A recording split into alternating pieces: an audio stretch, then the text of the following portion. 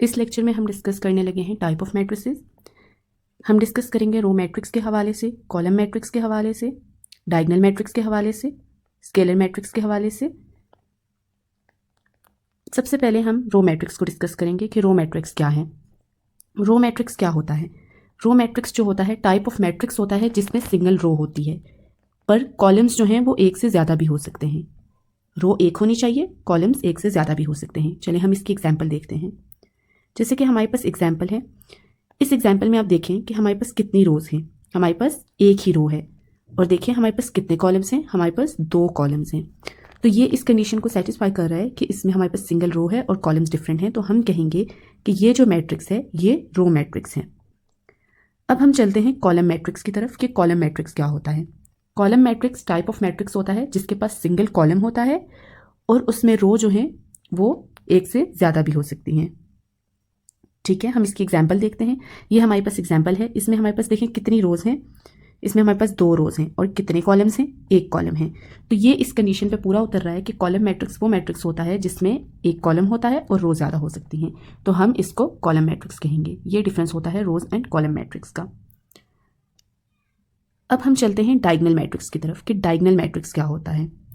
Diagonal matrix basically एक square matrix होता है जिसमें सारे एलिमेंट 0 होते हैं except principal diagonal. Principal diagonal के अलावा सारे एलिमेंट 0 होते हैं।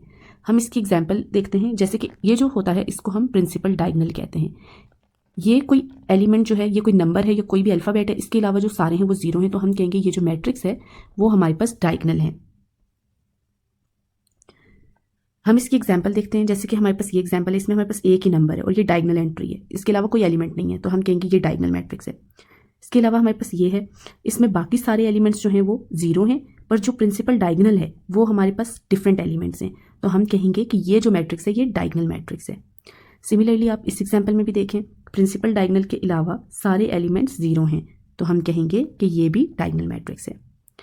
अब हम चलते हैं स्केलर मैट्रिक्स और आइडेंटिटी मैट्रिक्स की तरफ कि स्केलर मैट्रिक्स क्या होता है और आइडेंटिटी मैट्रिक्स क्या होता है। Scalar matrix type of diagonal matrix होता है। ठीक है, ये डायगोनल मैट्रिक्स की एक टाइप होता है, और जो डायगोनल एलिमेंट्स होते हैं इसके वो या तो इक्वल होते हैं या फिर सेम होते हैं। इक्वल या सेम होते हैं मतलब जैसे कि हम एक एग्जाम्पल देखेंगे, इसमें हमारे पास डायगोनल एलिमेंट क्या है, सेम है, तो ये हमें स्केलर मैट्रिक्स, हम इसको स्केलर मैट्रिक्स कहेंगे। इसी तरह इसमें भी डायगोनल एलिमेंट सेम है, मतलब कि सब 5 हैं, तो इसको भी हम स्केलर मैट्रिक्स कहेंगे। अब हम आइडेंटिटी मैट्रिक्स की तरफ जाते हैं कि आइडेंटिटी मैट्रिक्स क्या होता है। आइडेंटिटी मैट्रिक्स में क्या होता है कि स्केलर मैट्रिक्स के जितने भी एलिमेंट्स होते हैं, मतलब जो डायगोनल एलिमेंट्स होते हैं, वो सब किसके इक्वल होते हैं, 1 के इक्वल होते हैं, तो वो फिर आइडेंटिटी मैट्रिक्स बन जाता है। हम इसकी एग्जाम्पल देखते हैं। एग्जाम्पल में ये देखें, ये हमारे पास प्रिंसिपल डायगोनल एलिमेंट्स क्या हैं, सब 1 हैं, तो हम इसको क्या कहेंगे कि ये आइडेंटिटी मैट्रिक्स है। आई होप ये डिफरेंस आपको क्लियर हो गया होगा इस लेक्चर के बाद।